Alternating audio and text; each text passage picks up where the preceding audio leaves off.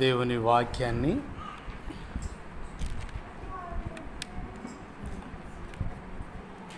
దేవుని మాటలు మనం విందాం. చూడండి,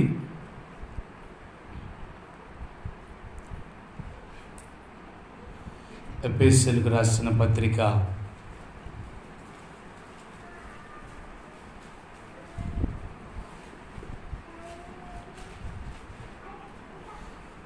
6వ అధ్యాయం 11వ వాక్యాన్ని మనం చదువుకుందాం.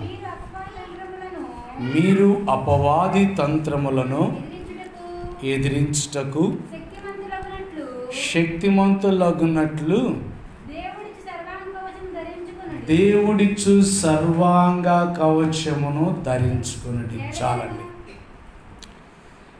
ఇక్కడ అపోస్తలుడైన పౌలు ఎఫెసీ సంఘానికి రాస్తున్నాడు.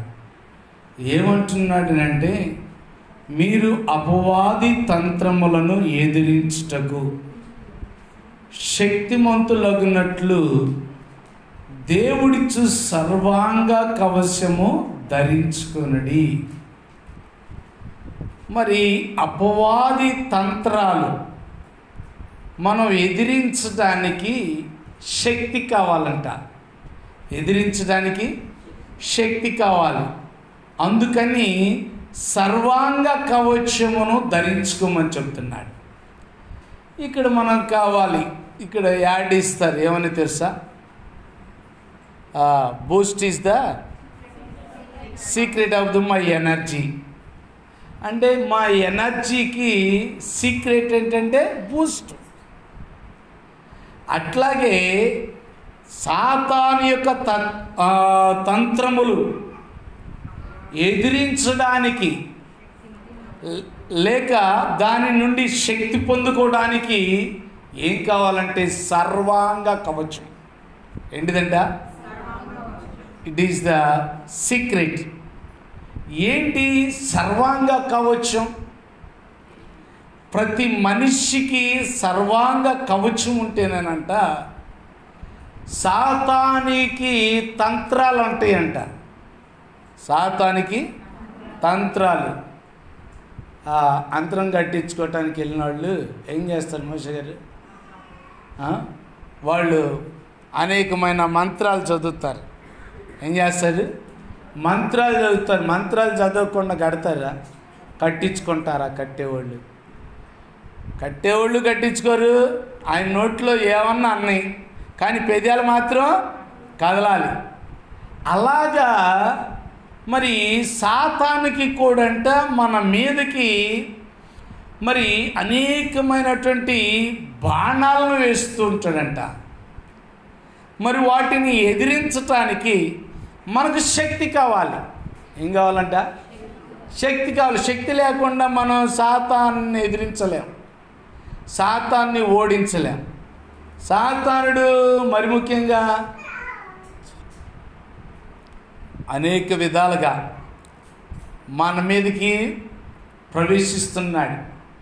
ఒక్కోసారి బంధువుల రీతిలో కూడా ప్రవేశిస్తాడు, ఒక్కోసారి కులకట్టెళ్ళు, ఒక్కోసారి భార్య ద్వారా, ఒక్కోసారి భర్త ద్వారా, ఒక్కోసారి పిల్లల ద్వారా అనేక విధాలుగా ఎలాగా ప్రవేశిస్తాడో వాడి యొక్క తంత్రాలు ఏంటో మనం ఇక్కడ చూద్దాం. చూడండి, ఎఫెసీయులకు రాసిన పత్రిక 4వ అధ్యాయం 14వ వచనాన్ని చదువుకుందాం. అందువలన మనం ఇక మీదట ఎలా ఉండాలంటండి? పసి పిల్లలమయ్యుండి. మనం పెద్దవాళ్ళమయ్యుండా, వయసు శారీరకంగా పెద్దగా ఉన్నా దేవుళ్ళనంట చిన్నవారిగా ఉండాలంట. ఎలా ఉండాలి? మన గ్లోరీ కొడుకు ఉన్నాడు సో ఆ వయసు ఉండాలంట. ఆయన ఆడుతున్నాడా అయ్ అని ఒక దెబ్బ వేసామనుకో, మమ్మీ అని అనుకుంటే ఏం చేస్తాడు? వాళ్ళ అమ్మ దగ్గరికి వస్తాడు. ఎందుకని? పసిపిల్లల మనస్సు ఏంటిదంట? పసిపిల్లల మనస్సు. మమ్మీ కొట్టేరే, మరి వెళ్ళకూడదు, మరి నన్ను ఎందుకు కొట్టింది, నేనేం తప్పు చేశాను అనని చాలామంది ఏం చేస్తారు తెలుసా? కొంతమంది 1-2 రోజుల దాకా కూడా అలుగుతూనే ఉంటారు. ఎన్ని రోజుల దాకా? 1-2 రోజుల దాకా అలుగుతూనే ఉంటారు. ఏది? వాళ్ళను దెబ్బేకపోయినా మాటతోనే అలుగుతారు. మరి వాళ్ళు చేసే పనులు ఎట్టాగుండయి? అవి ఉండొచ్చా? అందుకని అన్నాడు చిన్నపిల్లల మనస్సు కలిగి ఉండాలంట.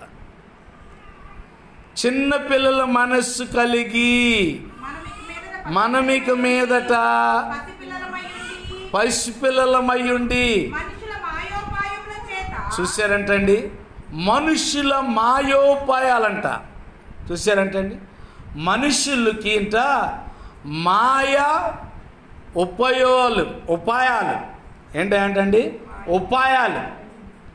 ఉపాయాలు చెప్తూ ఉంటారు. ఎందుకు? మానవుల్ని డైవర్ట్ చేయటానికి, మానవులు వాళ్ళు అనుకున్న దారిలో నుండి మళ్ళించటానికి ఉపాయాలు చెప్తూ ఉంటారు. మరి ఆ యొక్క ఉపాయాల్లో నుండి ఆ ఉపాయాల్లోకి వెళ్లకుండా ఉండినట్లు దేవునినే మనం అంటిపెట్టుకుంటూ దేవునితోనే మనం జీవించాలంట. అలాగా దేవునితో మనం ఉన్నప్పుడు సర్వాంగ కవచము మనం ధరించుకుంటున్నట్లుగా తన శక్తితో నింపబడతామంట. ఏం చేస్తామంటండి? తన శక్తితో నింపబడతాం. ఇప్పుడు దేవుని దగ్గరున్న వాళ్ళు, దేవునితో ఉన్నవాళ్ళు ఎప్పుడు శక్తి పొందుకుంటారంట. ఏం చేస్తారంటండి? శక్తి పొందుకుంటారంట. ఎలాగా శక్తి పొందుకుంటారు? చిన్నపిల్లల్లాంటి మనస్సుతో దేవుని దగ్గర ఉండాలంట. దేవుని మీద అలగకూడదంట. కొంతమంది దైవజనుల మీద అలుగుతారు, సంఘం మీద అలుగుతారు, ఇంకేం చేస్తారు?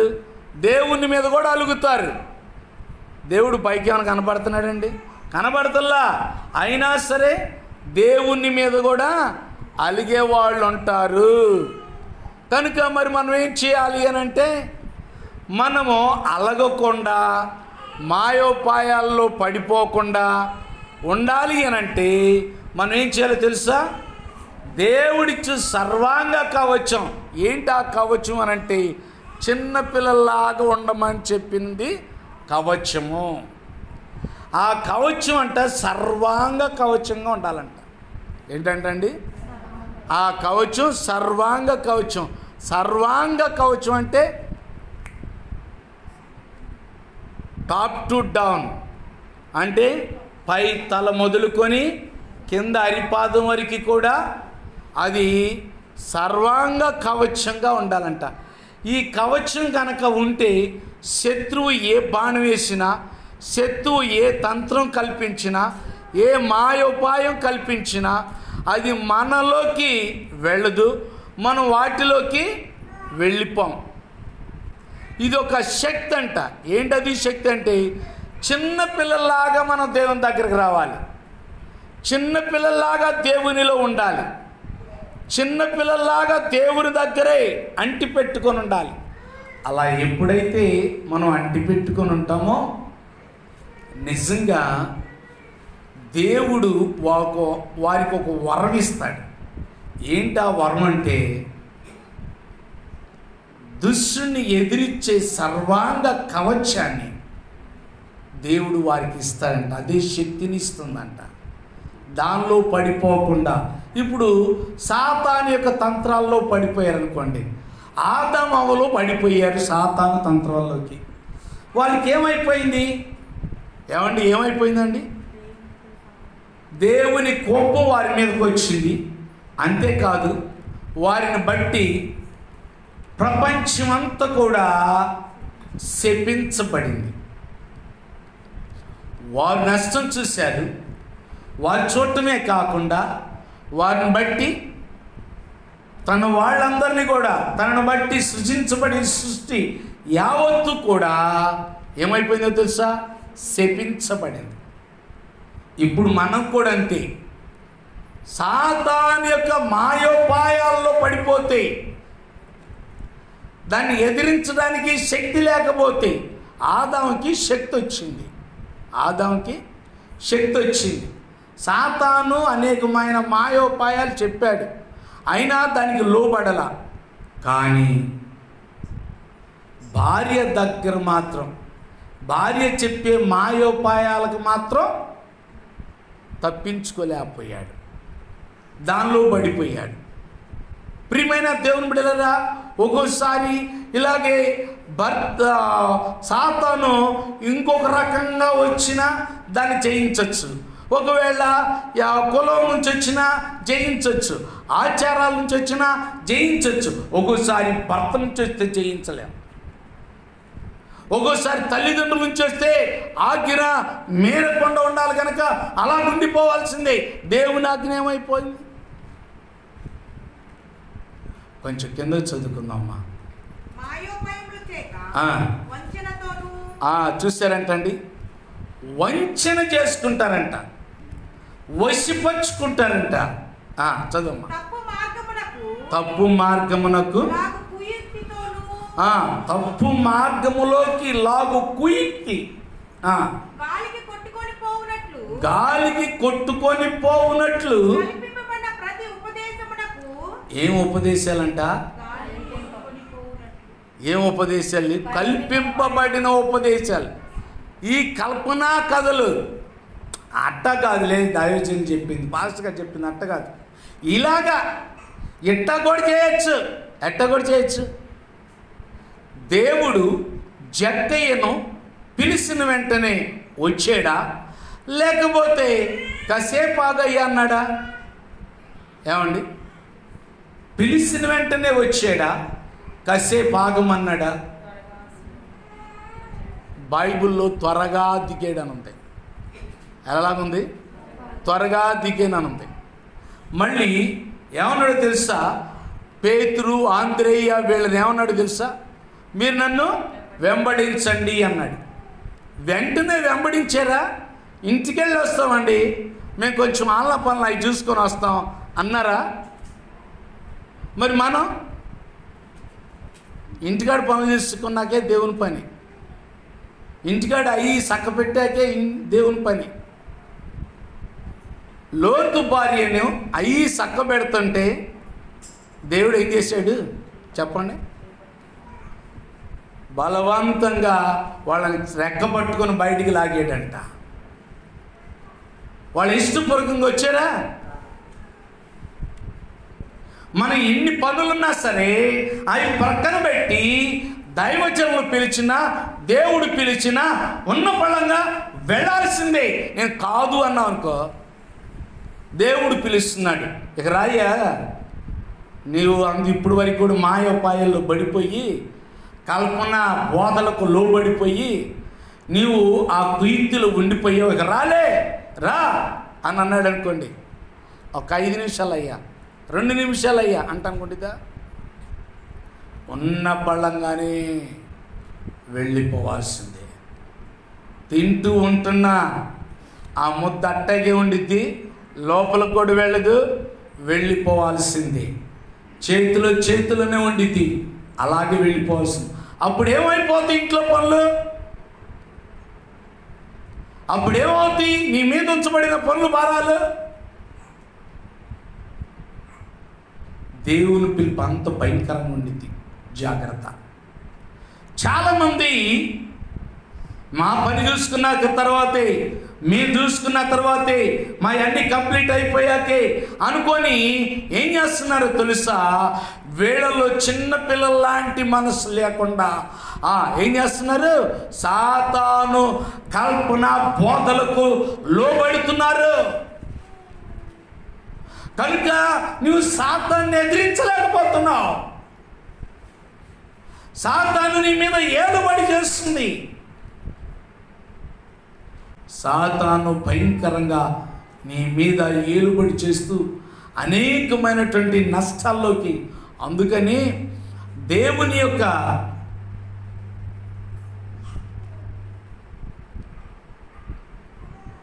చిన్న అంపులపై దానికి బాక్స్కి ఇచ్చావు కదా, అది బేస్ ఉన్నట్టుంది చూడు. దేవుని స్తోత్రం. హల్లెలూయా. కనుక మనం ఏం చేయాలో తెలుసా?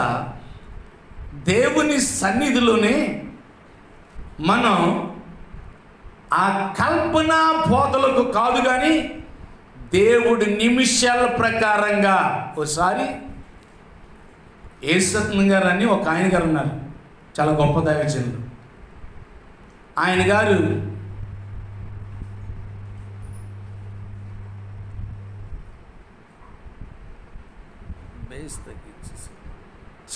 ప్రైజ్ ది లార్డ్, హల్లెలూయా. కనుక మరి ఆయన గారు ఇలాగే చర్చిలో ఉన్నాం అందరం, ఉదయం మీటింగ్కి వెళ్ళాలి. మా నాన్నగారు టైం అంటే ఒక 10 నిమిషాలు ముందే ఉంటారు కానీ వెనకాల ఉండరు. మా నాన్నగారి యొక్క కాన్సెప్ట్ అది. ఎక్కడికైనా 10 నిమిషాలు ముందే ఉండాలి. టైంకి వచ్చాను అనుకోవటం కాదు, లేకపోతే టైం అయిన తర్వాత రావటం కాదు, టైం తర్వాత రావటం కాదు. టయానికి ముందు ఒక 10 నిమిషాలు ముందు ఉండాలి. అందుకని ఏం చేశారో తెలుసా? మా నాన్నగారు స్నానం చేసి వచ్చి మరి బట్టలు కట్టుకుంటున్నారు, పంచి కట్టుకుంటున్నారు. పంచి కట్టుకుంటుంటే అక్కడ స్టేజ్ మీద ఉండి పిలుస్తున్నారు, లాజర్ గారు రండి త్వరగా పాటలు పాడాలి అని అంటే, సరేనయ్యా అని తొందరగా ఏం చేశారో తెలుసా? మరి షర్టే వేసుకోవటం ఆలస్యం అంతే. ఆయన పిలిచిన పిలుపుకి మరి మా నాన్నగారిన వెళ్ళిన టైం వ్యవధి ఏంటంటే షర్ట్ వేసుకోవటమే ఆలస్యం. వాటికి బటన్స్ కూడా ఉండవు, పైన 3 బటన్స్ ఉంటాయి. పైనుంచి బనీన్లాగా దిగేసుకోవటం అది. మరి అలాగా వేసుకున్నటువంటి ఆ షర్ట్ వేసుకొని మరి తలదుకున్నారో లేదో తెలియదు కానీ మొత్తానికి అక్కడికి వెళ్ళిపోయారు. వెళ్ళిపోయిన తర్వాత అక్కడ నుంచోబెట్టి దైవ సేవకుల్ని నుంచోబెట్టి, నేను ఎప్పుడు పిలిచాను, నువ్వు ఎప్పుడు వచ్చావు అని మాట్లాడారు. దేవుని గ్రంథం యొక్క రిఫరెన్స్లు తీసల్లా దేవుడు మాట్లాడుతున్నాడు. ప్రియమైన దేవుని బిడ్డలారా, మనం చాలా జాగ్రత్తగా ఆలోచన చేయాలి. దేవుని వరాలను, దేవుని దీవెనలు, దేవుని సన్నిధి, దేవుని ప్రత్యక్షత నీ పనులు, నీ వ్యాపారం, లేకపోతే నీవేమున్నా సరే ఈ లోక సంబంధమైనవి, వాటితో దేవుని సంపాదించుకోలేవు.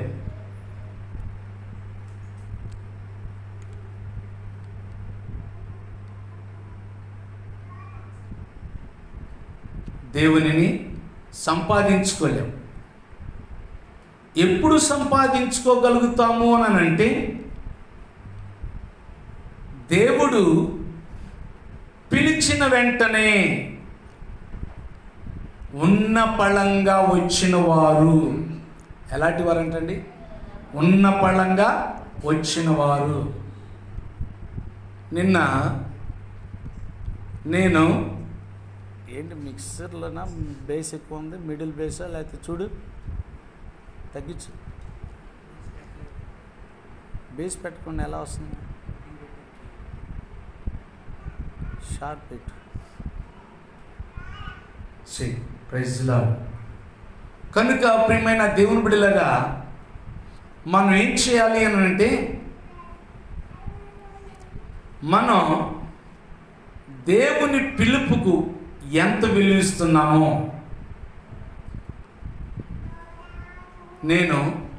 నిన్న దర్శనంలో ఒక విషయాన్ని చూస్తున్నా. నేను ఒక చోటుకు వెళ్ళానంట. ఒక చోటుకు వెళ్ళిన తర్వాత నేను వాళ్లకు కనబడకుండా వాళ్ళ మధ్యలో ఉండాలి. నేను వాళ్ళకి కనబడకుండా వాళ్ళ మధ్యలో ఉండాలి. అలాగా నేను వాళ్ళ మధ్యలోకి వెళ్ళానంట. వాళ్ళ మధ్యలోకి వెళ్ళిన తర్వాత వాళ్ళు ఏం చేస్తున్నారు, వాళ్ళు ఎలా ఉంటున్నారు, ఆ పరిస్థితి అంతా కూడా చూసానంట. చూసిన తర్వాత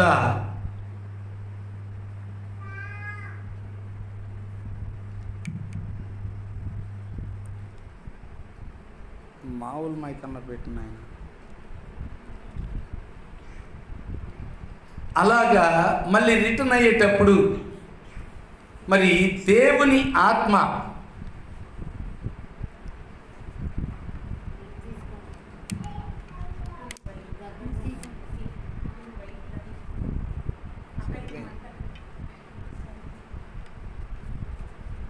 ఇక రేపు నుంచి ఇదే పెట్టు, అది ఒకసారి చూపించేదాకా ఏంది.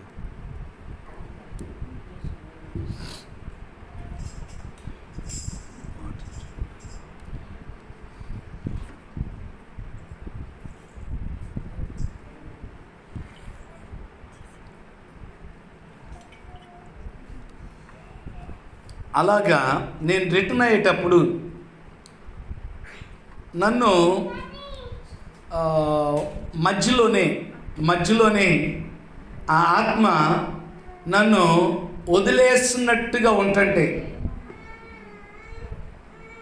నేను అంటున్నాను కదా, మళ్ళీ నేను వాళ్ళకి కనబడతాను, నేను వాళ్ళకి కనబడకూడదు, మరి రోడ్డు దాకా నన్ను తీసుకుని వెళ్ళు అని ఎప్పుడైతే ఆ దేవునికి చెప్పుకున్నానో, నన్ను ఒక పసిపిల్లోడిని కనుక ఈ రెండు అరచేతుల మీద ఎత్తి పట్టుకొని ఎలా తీసుకెళ్తారు, అలాగా ఆ రోడ్డు మీదకి, అంటే బాహ్యంగా మనుషులు ఉన్నారు, ఒకరినొకరు మాట్లాడుకుంటున్నారు, కానీ వాళ్ళకి కనబడకుండా నన్ను అక్కడ దాకా తీసుకుని వెళ్ళమనంటే దేవుడు తన అరచేతుల మీద ఎత్తి పట్టుకొని ఆ రోడ్డు మీద దాకా తీసుకుని వెళ్ళాడు.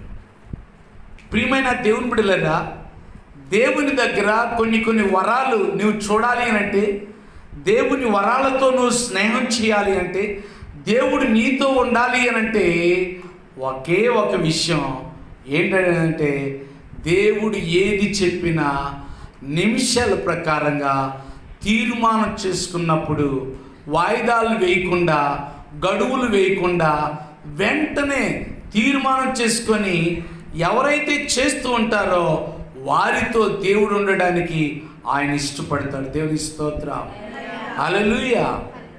నాకు ఎంత సంతోషం ఇచ్చిందో తెలుసా? అక్కడ నేను ఎటు తిరుగుతున్నానో నాకు తెలుస్తుంది, కానీ అక్కడున్న ప్రజలకు మాత్రం తెలియదు. వాళ్ళు మాట్లాడే మాటలు నాకు తెలుస్తున్నాయి, కానీ నేను తిరుగుతున్నానన్న సంగతి వాళ్ళకి తెలియదు.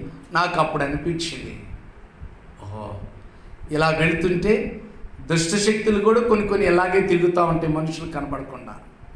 వాటిని ఎదిరించడానికి కూడా అవకాశం ఉండిద్దా అని ఆలోచిస్తున్నా నేను. కనుక ప్రియమైన దేవుని బిడ్డలారా, సాతానుని ఎదిరించడానికి సర్వాంగ కవచము అది మనకు శక్తినిచ్చిందంట. శక్తినిచ్చేది ఏంటది అనంటే, మనం చిన్నపిల్లలాంటి మనస్సు కలిగి ఉండటమే అది సీక్రెట్. మనకు సర్వాంగ కవచానికి శక్తినిచ్చేది చిన్నపిల్లల మనసు కలిగి ఉండటమే. అంటే చెప్పింది చేయటం, మరి వెంటనే దేవుడు పిలవగానే వచ్చే మనసు. ఇలాంటి మనసు కొంతమంది చిన్నపిల్లలు కూడా పిలిచిన రారండి. చిన్నపిల్లలు కూడా ఇప్పుడు మన ఆయన పేరేంది, సమాయి, ఆడ కూర్చున్నాడు, వాళ్ళ అమ్మమ్మ పిలుతున్నా ఆమె లేచి ఎత్తుకోవాలి. అది అంటే చిన్నపిల్లాడే, కానీ తనలో ఏ మనసు ఉంది? వచ్చే మనసు ఉందా? మనలో కూడా ఒక్కోసారి ఇట్టాగే ఉంటాయి. మనలో కూడా ఒక్కోసారి ఇట్టాగే ఉంటాం. దేవుడు పిలిచినా రాం, దేవుడు చెప్పినా చెయ్యం, ప్రార్థనకు వస్తాం, ప్రార్థన చేస్తాం, పాటలు పాడుతాం, దేవుని వాక్యాన్ని వింటాం, అన్నీ చేస్తాం. కానీ దేవుడు పిలిచిన వెంటనే మనం ఆయన దగ్గరికి రాలేని పరిస్థితుల్లో ఉంటున్నాం. ఆయన చెప్పిన వెంటనే చేయలేని స్థితిలో, అది ఎదిరించలేకపోతున్నాం. కారణం ఏంటంటే, మనం చిన్నపిల్లల లాంటి మనస్సు మనలో లేకపోవటం వల్ల మనకు శక్తి లేదు. అందుకనే మనం చేయలేని వారిగా, ఎదిరించలేని వారిగా మనం అంటున్నాము. ఇద్దరు పిల్లలు కొట్టుకుంటున్నారు. వారు ఒకరిని ఓడించారంటే రెండో వ్యక్తికి అతనికి బలం ఉందన్నాయిగా. ఆ బలం లేకపోతే ఎలా ఓడిస్తాడు? అయ్యా మోషే గారు ఓడిస్తాడా?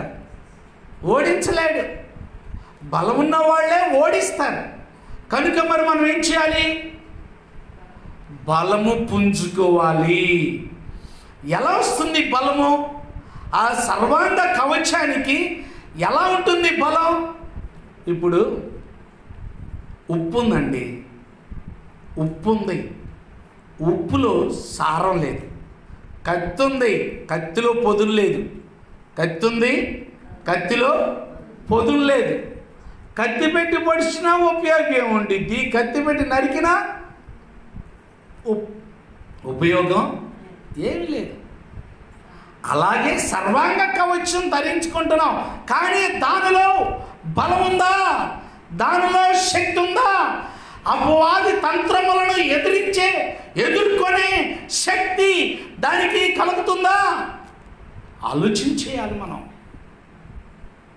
దేవుని వాక్యాన్ని మనం చూద్దాం. చూడండి,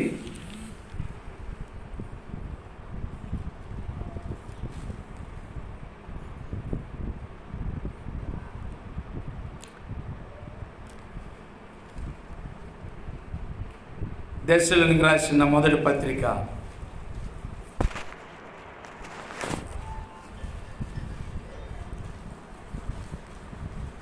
5వ అధ్యాయం 8వ వచనం చదువుకుందాం.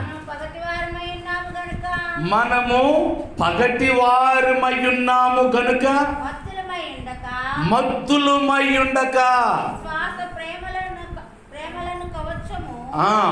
విశ్వాస ప్రేమలను కవచమును రక్షణ అను శిరస్త్రాణమును శిరస్త్రాణమును ధరించుకుందుము. చూసారంటండి, మనము పగటివారి వలె. పగటివారు నిద్రపోతారండి, రాత్రిపూట నిద్రపోతారు. ఎప్పుడు పోతారు? రాత్రిపూట నిద్రపోతారు. పగటిపూట నిద్రపోతే మరి వారు రాత్రి సంబంధులనా పగటి సంబంధులనా? ఏమండి చెప్పండి, దేని సంబంధులు వాళ్ళు? రాత్రి సంబంధులు.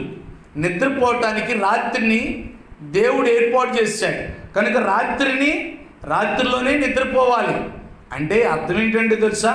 రక్షించబడిన మనమందరము కూడా పగటి వారి వలె ఉండాలి.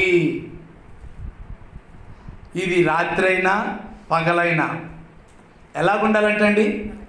పగటి వారి వలె ఉండాలి. అందుకని మత్తులుగా ఉండకూడదు.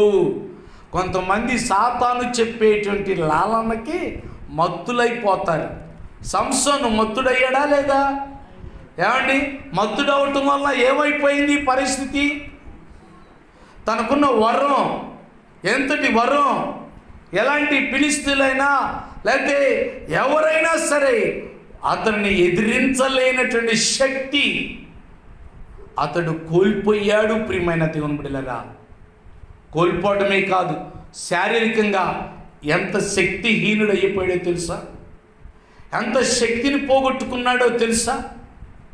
మరి అలాంటి శక్తి నీకుండాలి అంటే నువ్వు మత్తులుగా ఉండకూడదు. ఒక్కోసారి సాతానుడు రాత్రిపూట కూడా మత్తులు, భయంకరమైనటువంటి పేడికలను ఇచ్చినప్పుడు కూడా చాలామంది ఏం చేస్తారు? మత్తులుగా ఉంటారు, లేవలేని స్థితిలో ఉంటారు. అవి వస్తున్నాయని దేవుడు అనేక పర్యాయాలు అనేక విధాలుగా మేల్కొల్పుతూ ఉంటాడు, లేపుతూ ఉంటాడు, పిలుస్తూ ఉంటాడు. చాలామంది ఏం చేస్తారు తెలుసా? లేచి ప్రార్థన చేసుకోవాలని ఏం చేస్తారంటండి, వీళ్ళ ఫోన్లో అలారం పెట్టుకుంటారు. ఏం అలారం? 3 గంటలకే లెగవాలని ఆశ అయితే ఉంది, కానీ చేయలేని శక్తిహీనులు అన్నమాట. ఆశ అయితే ఉంది, 3 గంటలు పెట్టుకుంటారు, 3:30 పెట్టుకుంటారు, 4 గంటలు పెట్టుకుంటారు, 4:30 పెట్టుకుంటారు, 4 గంటలు పెట్టుకుని 4:30 పెట్టుకుంటారు, 4:30 పెట్టుకుపోయి 5 పోయింది, 5:30 పెడతారు. ఇదేం చేసిద్ది? లేపుతా ఉంటుంది, అమ్మా లేకు అమ్మా, 3 అయింది లేకు అమ్మా, లేవాలంటావా? ఒక్కొక్కరికైతే వినపడదు, అసలు వీళ్ళకి వినపడదు. 3:30 అయింది, లేపుతుంది. 3:30 అయింది, లేగో లేగో, ఎందుకో అలారం పెట్టావు, లేగో లేగో అని లేపుతూ ఉండిద్ది. మళ్ళీ 4 అయింది, 4 అయినా లేపుతూ ఉండిద్ది. కనీసం దాన్ని బంద్ చేసే సోయి కూడా ఉండదు. మత్తులైపోతారు.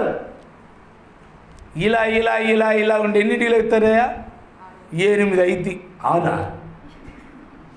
అమ్మ? 6ంటికి లేగితే బెటరేనమ్మా. 8ంటికి లేగితే అది పనుల టైం కదండి, అది పనుల టైం. ఏం చేస్తారు? ప్రార్థన చేసుకోవటం ఉండిద్దా? బైబిల్ చదవటం కూడా ఉండదు. నేను ఈ ప్రార్థనలు ఉన్న వాళ్ళని ఇప్పుడు నేను అడిగితే బైబిల్ చదువుకున్నారా అని, ఏమంటే ఇంటికాడ పనులు లేవు కదా వాళ్ళకి. మరి లేచి ఏం చేయాలి? ప్రొద్దున్నే బైబిల్ చదవాలిగా. కానీ చదివారా అని అడిగితే ఏం చెప్తారు? ఇక మళ్ళీ వీళ్ళకి సెల్ ఫోన్లు ఉంటాయి, అలారాలు పెట్టుకుంటారు, అన్నీ ఉంటాయి. మత్తులు అయిపోతున్నాం. కానీ మనం అంటే ఎలా ఉండాలో తెలుసా? పగటి వారి వలే. ఇది ఒక శక్తి వచ్చిందంట ప్రార్థన పరులకి. మీరు ఎప్పుడన్నా ఫోన్ చేయండి, నేను వెంటనే ఫోన్ లిఫ్ట్ చేసుకుంటా.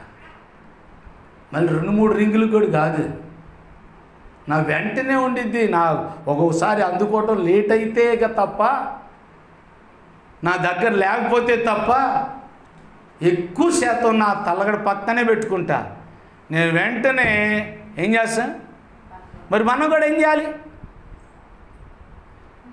పగటి వారి వలే మనం ఉండాలి. దేవుని వాక్యం చదువుకుందాం. మొదటి పేతురు పత్రిక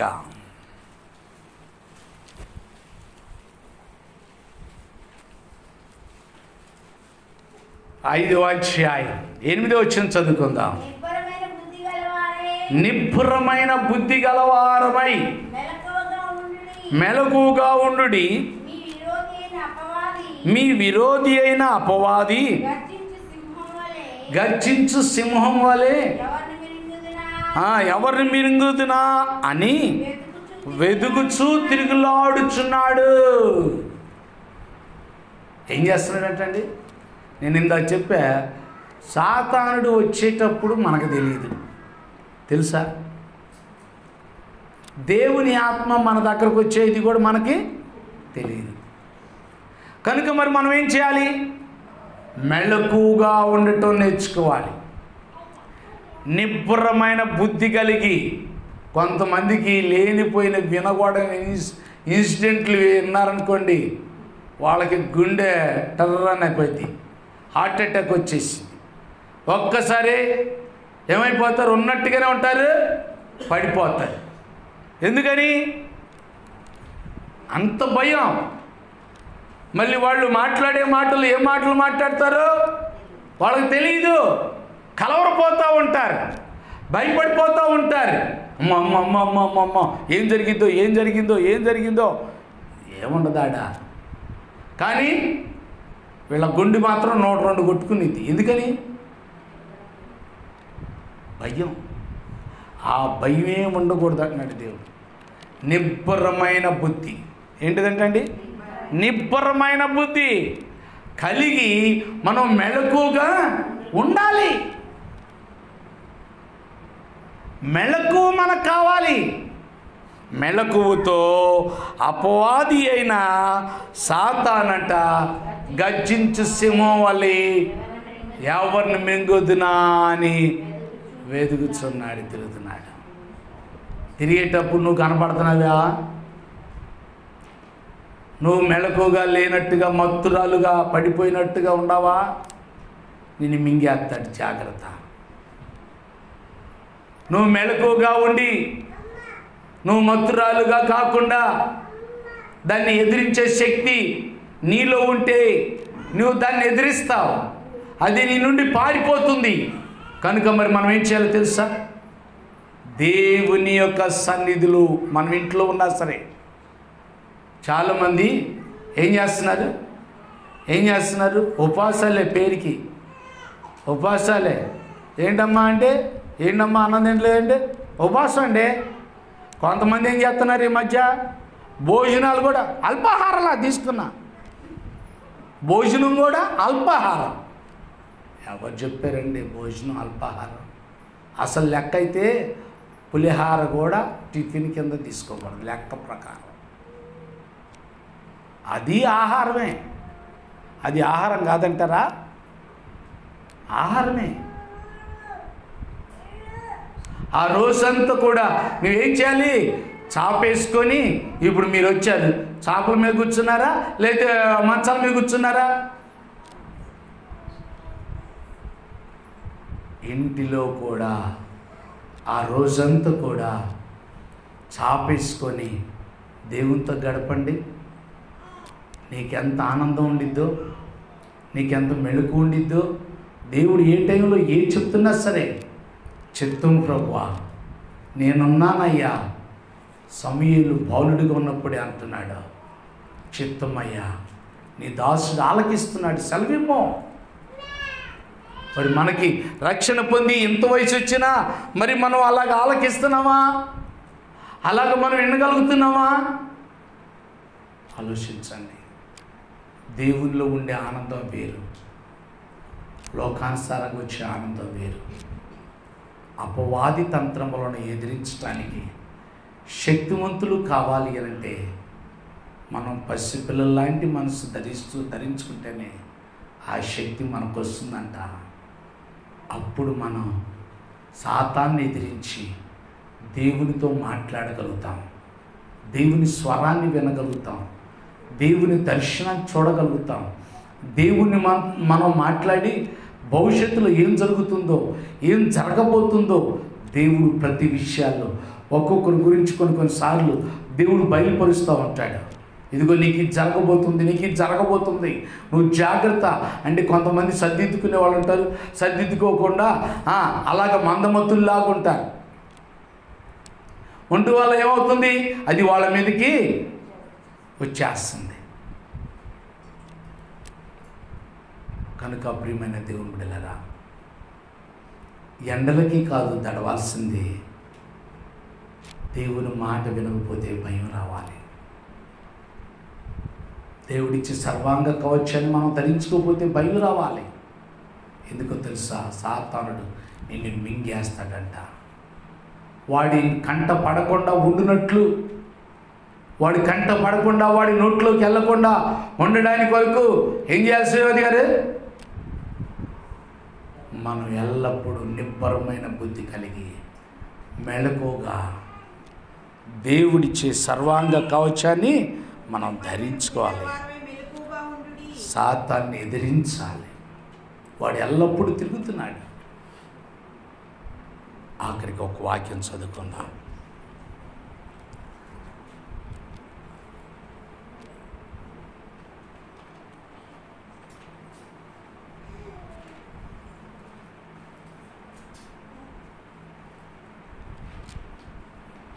చూడండి, ప్రకటన గ్రంథం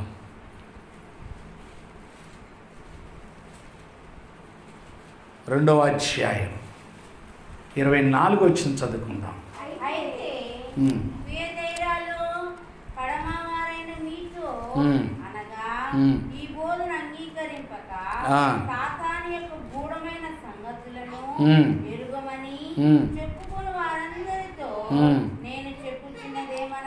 నేను చెప్పుచున్నదేమనగా మీ పైని మరి ఏ భారమును పెట్టను. ఇక్కడ మనం చూసినట్లయితే ఏంటో తెలుసా? అయితే తుయతైరాలో ఉన్న కడమవారైన మీలో అనగా మీ బోధ అంగీకరింపక, ఏంటంటే ఈ బోధను అంగీకరింపక, ఏ బోధను అంగీకరిస్తున్నారంటండి? సాతాను బోధను అంగీకరించి ఏం చేస్తున్నారంట? సాతాను యొక్క మత్తులో ఇక్కడ అంటున్నాడు కదా, ఎరుగుమని చెప్పుకొను వారందరితో నేను చెప్పుచున్నదేమనగా మీ పైని మరి ఏ భారమును. ఏమన్నాడు దేవుడు? మీరు వింటలేదుగా. అందుకే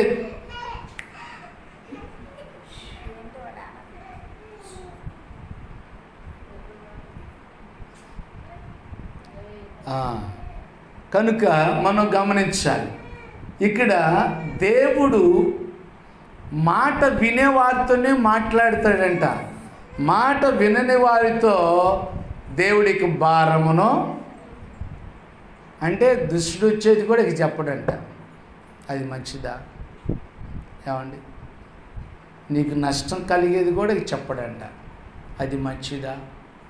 చెప్పినప్పుడు మనం వింటే రెండో విషయాన్ని చెప్తాడు, రెండో మాట వింటే మూడో మాట కూడా చెప్తాడు. నీ మీదకి సాతానుడు వచ్చేది కూడా చెప్తాడు. అప్పుడు మెలకువ కలిగి నీవు కనుక దేవుని మాట వింటే దేవుడు నీకు ప్రతిదీ కూడా చెప్తాడు. ఒక్కోసారి దైవ సేవకుల ద్వారా మాట్లాడతాడు, వాక్యం ద్వారా మాట్లాడతాడు. మాట్లాడుతున్నప్పుడల్లా ఏం చేయాలో తెలుసా? ఎంతో విధేయత, ఎంతో తగ్గింపు మనం కలిగి మనం ప్రార్థన చేయగలిగితే దేవుడు మనల్ని తప్పనిసరిగా సాతానును ఎదిరించడానికి, సర్వాంగ కవచాన్ని మనం ధరించుకోవటానికి ఆయన తన శక్తిని ఇస్తాడంట. ఏం చేస్తాడంటండి? తన శక్తి ఎట్లా వచ్చిందంటండి? మొదట మనం చదువుకున్నాం, పసి పిల్లల మనస్సు కలిగి ఉండటం. రెండవది పగటి వారి వలె మనం ఉండాలంట. మూడవది నిబ్బరమైన బుద్ధి గలవారిగా ఉండాలంట. ఇలాంటి మనస్సు మనం కలిగి ఉంటే నీకు సర్వాంగ కవచంలో శక్తి ఉంటుందంట. దుష్టుడు వస్తుంటే వెంటనే వాడిని హతమారుస్తావు, వెంటనే వాడిని పారదాలుతావు.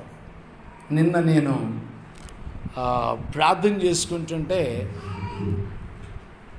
ఒక పాము ఎడమ కాలు మీదుగా చిన్నగా అలా ఎక్కుతుందంట. అది నల్లగా ఉంటుంటే నేనేం చేస్తున్నాను, దాన్ని అలాగో ఉంచుతున్నా, లెగువనని వెళ్ళిపోమని ఆనని ఎడు తిరుగుతుంది. మళ్ళీ నేను దాన్ని అప్పుడు లాగేసేసి ఏం చేశాను, నేలకేసి కొడుతున్నా. ఆ శక్తి నీకుంటుందా? సాతాన్ని ఒకవేళ నీ మీదకు వస్తుంటే వాడిని ఎదిరించే శక్తి, లేక వాడిని చూసి పారిపోతున్నావా, భయపడుతున్నావా? జ్ఞాపకం చేసుకోవాలి. ఇదంతా ఎలా వచ్చిందంటే దేవుడు చెప్పిన మాటలను మనం సర్వాంగ కవచముగా ధరించుకుంటేనే ఆ శక్తి వస్తుంది. శారీరకంగా దేవుని మాట వినటం వల్ల, దేవునికి మొర్రపెట్టడం వల్ల ఇవన్నీ నువ్వు పొందుకుంటావు. శారీరకంగా ఇవి చేసినప్పుడు ఆత్మీయంగా అవన్నీ మీకు ఆశీర్వాదాలుగా మిగిలిపోతాయి. సాతానుడు నీకు దూరమైనప్పుడు ఆశీర్వాదాలే, కానీ సాతానుడు నీకు దగ్గరున్నప్పుడు దైవజనులకి ఎదిరిస్తావు. సాతానుడు వాళ్ళలో ఉండే అట్ట కనిపిస్తాడు. దైవజనులతో మాట్లాడేటప్పుడు ఎలా మాట్లాడాలి? స్కూల్లో టీచర్ ఉన్నాడు, టీచర్ ఉండి వాళ్ళతోనే అలాగే మాట్లాడతారా? వాళ్ళ పై అధికారులతో అలాగే మాట్లాడతామా మనం? దైవజనులు అంటే మీ పై నాయకులను గుర్తుపెట్టుకోండి. మీ పైన దేవుడు నాయకునిగా దేవుడు నియమించాడు. ఆనాడు ఇశ్రాయేలీలు మోషేకు నాయకుడిగా దేవుడు నియమిస్తే మోషే మాట వినకపోవటం వలన అనేక మంది అగ్నికి ఆహుతులైపోయారు. మనం పిల్లలకి వినేవారిగా మనం నేర్పించాలి, కానీ మనమే వాళ్ళ ముందు ఫోన్ చేసేలా ఏంటంట, అదంట, ఇదంట అని మాట్లాడితే వాళ్ళు ఏం నేర్చుకుంటారు? నీ ద్వారా నీ పిల్లలకి మంచి అలవాటు నేర్పించాలి, కానీ చెడు అలవాటు కాదు నేర్పించాల్సింది. అది జ్ఞానం కాదు, అజ్ఞానం. దేవుని ముందు ఎవరైనా సరే తల వంచాల్సిందే. దైవ సేవకులైనా వంచాల్సిందే, ప్రవక్తలైనా వంచాల్సిందే, విశ్వాసులైనా వంచాల్సిందే, ఎవరైనా వంచాల్సిందే. దేవుని సమక్షమందు తల ఎత్తటానికి ఎవరికి అధికారం లేదు. దేవుడు ఒక్కడే. వారు రాజులైనా ఎవరైనా సరే. ప్రియమైన దేవుని బిడ్డలారా, జ్ఞాపకం చేసుకొని మనం ఎల్లప్పుడూ కూడా మనం అలాగా ఎదురు తిరిగే స్వభావం సాతానుడు సహజంగా పిల్లలకంట చిన్న వయసు నుండే వచ్చేసిద్దంట. ఎదిరించే స్వభావం, తిరుగుబాటు స్వభావం, గర్వపు మనస్సు పుట్టకతోనే వచ్చిద్దంట. ఎందుకంటే బ్లడ్తో వచ్చేసిద్దంట. ఆనాడు ఆదాము అవ్వల దగ్గర నుంచి వంశ పారపర్యం అలా వచ్చేస్తుందంట. వచ్చేసి దాన్ని ఏం చేయాలి? మనం ఆ గర్వాన్ని అణుచుకోవాలి. నిన్న ఉపవాస ప్రార్థన చేస్తూ నేను అనుకుంటున్నా, అన్నం టిఫిను చేయకుండా ఉంటే అదేంటో తెలుసా? నా శరీరాన్ని నేను నల్లగొట్టుకుంటున్నా దేవుని ముందు. ఏంటంట? నా శరీరాన్ని నేను దేవుని ముందు నల్లగొట్టుకుంటున్నా. అన్నం తిని బరీగా టిఫిన్ చేసి ఉపవాసం ఉంటున్నానంటే అది దేవుని ముందు నల్లగొట్టుకుంటున్నట్ట. హ్యాపీగా నిద్రపోతావు. మొన్న ఒక అబ్బాయి ఎట్టాగే రాత్రిలో ఏం చేశాడు? కడుపు నిండా అన్నం తిన్నాడు, వచ్చి లోపలికి వచ్చి హ్యాపీగా నిద్రపోయాడు. జరిగేది అదే. చర్చిలోకి వచ్చి ఎన్ని కేకలు ఇచ్చినా ఏం లేదు, మత్తులుగా ఉన్నారు. పౌలు గారు ఏమన్నాడు తెలుసా? ప్రభు కోసము నా శరీరమును నేను నల్లగొట్టుకుంటున్నానన్నాడు, లోపరుచుకుంటున్నానన్నాడు. అంటే దేవుని ఆధీనంలోనికి తీసుకురావాలి మన శరీరాన్ని. గుర్రం చాలా బలశాలి. దాన్ని ఎలాగ మానవుడు లోపరుచుకుంటాడు? కళ్ళెము ద్వారా. కళ్ళెము లేకపోతే మానవునైనా తొక్కిపడేసేసింది. మానవుడు ఎంత గుర్రం కింద. కళ్ళెం పట్టుకొని లాగితే కుక్కుని పేనులాగా తల వంచేసేసి నువ్వు చెప్పింది ఏంటానయ్యా అనేది. ప్రియమైన దేవుని బిడ్డలారా, మనం కూడా మన యొక్క దేహం దేవుని ఆలయం అంట. మన దేహం దేవుని ఆలయం. మరి దేవునికి లోబడుతుందా మన దేహం? తిరుగుబాటు చేస్తుందా? ఎదురు మాటకు మాట. అదేమిటి మరి సమాధానం చెప్పమని అంటారుగా. అందుకే చెప్తున్నా, ఇదా నీ తెలివితేటలు దేవుని ముందు చింపిరి గుడ్డల్లాంటి నీ అతి తెలివితేటలు. అందుకనే దేవుడు ఏం చేశాడు తెలుసు? మానవునంట కొంచెం తక్కువ అనిగా చేశాడంట. లేకపోతే మానవుడే ఏమంటారు తెలుసా? నేనే దేవుడిని అంటారు. ఇప్పటికే అంటున్నారు. విమానాన్ని తయారు చేసినా లేకపోతే కొంత విద్యలు కనిపెట్టినా సరే నేనే దేవుణ్ణి అని అంటున్నారు. ప్రియమైన దేవుని బిడ్డలారా, దేవుడనే అర్హత ఆయనకొక్కడికే ఉంది, మానవులకు లేదు. మానవులు మనుషులు. మరి ఒకరి చేత సృజింపబడినటువంటి వారం. సృష్టి మనం, ఆయన సృష్టికర్త. కనుక జ్ఞాపకం చేసుకొని ఆయన మాట విందాం. మనం సాతాన్ని ఎదిరించడానికి సర్వాంగ కవచాన్ని పసిపిల్లవాని దేహం వలె ధరించుకోవాలి, పగటి వారి వలె ధరించుకోవాలి, నిబ్బరమైన బుద్ధి కలిగిన వారి వలె ధరించుకోవాలి.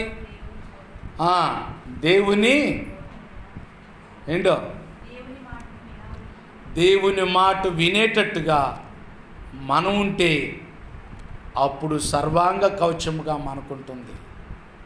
దేవుడు మనల్ని ఆశీర్వదించి వర్ధిల్ల చేయనుగాక. ఆమేన్. అందరూ కళ్ళు మూసుకొని ప్రార్థన చేసుకుందాం. అందరం కళ్ళు మూసుకొని ప్రార్థన చేసుకుందాం. దేవుడు మనతో మాట్లాడిన మాటలను పడి చెవిని పెట్టద్దు. సాతానుడు ప్రతిరోజు, ప్రతి నిమిషం, ప్రతి గంట నీ దగ్గర తిరుగుతున్నాడు.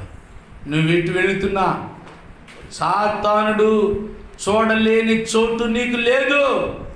ఎంత అండర్ గ్రౌండ్లోకి వెళ్ళినా, ఏ స్థలంలో నీవున్నా, సాతానుడు కనుక నీవు దేవుని ఆజ్ఞన, దేవుని మాట నెరవేర్చనట్టు, సర్వాంగ కవచం ధరించుకున్నట్టు నీవు సాతానుడికి కనబడ్డావంటే మాత్రం వాడు మింగేస్తాడు. జాగ్రత్త.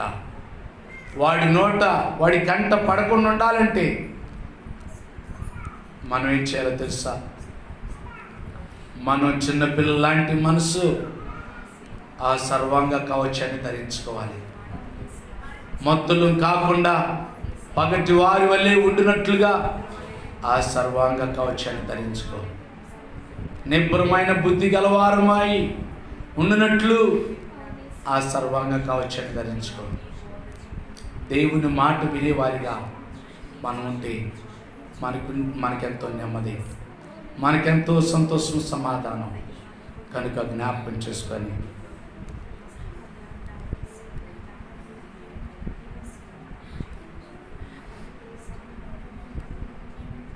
అందరూ కూడా ప్రార్థన చేసుకుందాం.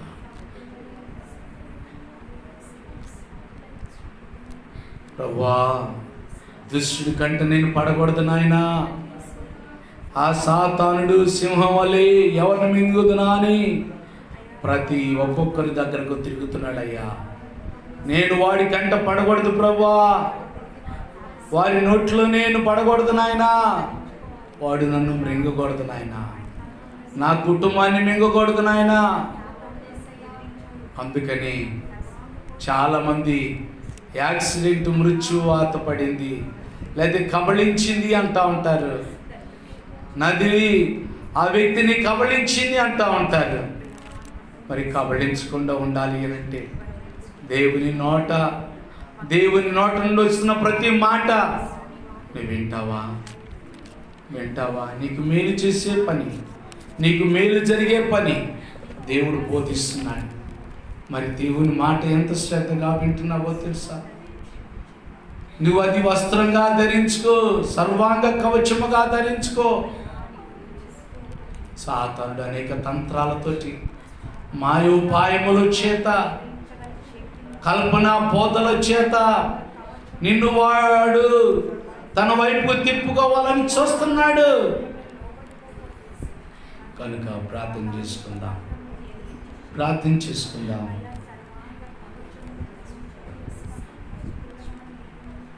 యేసయ్యా, నీకు వందనాలు. మీ స్తోత్రములు ప్రభువా. ప్రార్థన చేసుకుందాం, పరీక్ష చేసుకుందాం. మన మౌనంగా ఉండే గడి కాదు. ఒకవేళ ఎన్నో పర్యాయాలు రాత్రిపూట మత్తులాలుగా ఉన్నవేమో, దేవుడు నీ దగ్గరకు వచ్చినా, దేవుడు నీతో మాట్లాడాలని వచ్చినా, నిన్ను పిలవాలని వచ్చినా, నీవు ఆయన సన్నిధిలో మత్తురాలుగా ఉన్నావేమో, పరీక్ష చేసుకుందాం, ప్రార్థన చేసుకుందాం. దేవుడు మన మధ్యలో ఉన్నాడు. తన యొక్క ఆత్మతో నేను నింపాలనుకుంటున్నాడు. ప్రియమైన దేవుని బిడ్డలారా, ప్రార్థన చేసుకుందాం. అందరం కూడా ప్రార్థన చేసుకుందాం. దేవుడు మన మధ్యలో ఉన్నాడు. తన యొక్క ఆత్మతో మనల్ని నింపాలనుకుంటున్నాడు. యేసయ్యా, నీకు వందనాలు. దుష్టుడి నోట నేను ఉండకూడదు ప్రభువా. నా బిడ్డలు మన తండ్రి అయిన దేవుని ప్రేమయు, కుమారుడైన యేసుక్రీస్తు యొక్క కృపయు, పరిశుద్ధాత్మ దేవుని యొక్క అన్యోన్య సహవాసం, ఆశీర్వాదాలు ఎవరైతే నా ప్రభు నాయన ఈ యొక్క నా ప్రభు దుష్టుని ఎదిరించడానికి నీ బిడ్డలు సిద్ధంగా ఉంటున్నారో వారందరికీ మీ శక్తిని, మీ బలాన్ని అనుగ్రహించి నీ బిడ్డలను నీ కొరకు సిద్ధపరిచి ఆశీర్వదించునుగాక. ఆమేన్.